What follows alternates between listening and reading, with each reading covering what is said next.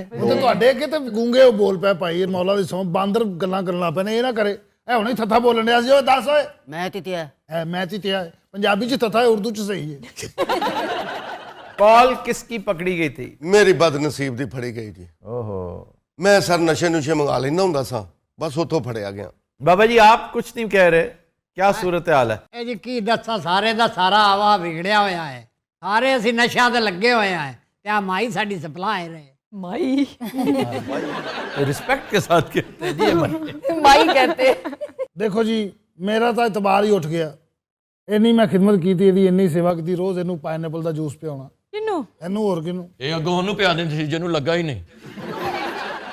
कभी मेरे वास्ते समोसे ले आने, गरम गरम टिक्कियां, नान अच्छियां। ये स्कॉटलैंड लक्ष्मी में? तो आपने कभी इन पे नजर नहीं रखी? मैं तो समझा भी ਉਹਨੂੰ ਸਾਈ ਸਮਝ ਕੇ ਉਹਦੀ ਖਿਦਮਤ ਕਰਦੀ ਵੀ ਚਲੋ ਦੁਆ ਦੇਗਾ।